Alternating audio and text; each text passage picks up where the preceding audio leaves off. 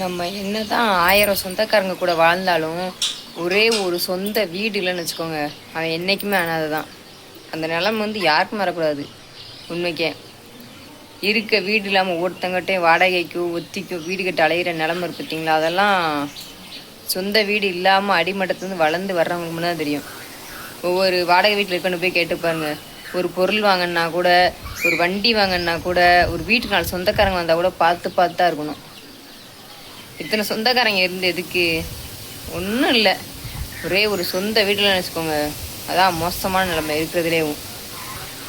எத்தனை தான் காசு பணம் இருந்து வெளிநாடு வெளியூர் சுற்றிட்டு வந்தாலும் சொந்த வீட்டில் வந்து உட்காந்து அந்த சொந்த வீட்டில் இருந்து எடுக்க நம்ம குடிக்க பச்சை தண்ணி இருக்கு பார்த்தீங்களா, அதோட மன நிறைவுக்கு சொல்ல வார்த்தை கிடையாது. மனுஷனா பிறந்தா கையளவு இடம்னாலும் சொந்த இடமா இருக்கணும், சொந்த வீடாக இருக்கணும். நகை நட்டு அதெல்லாம் அந்தளவுக்கு பெருமை கிடையாது.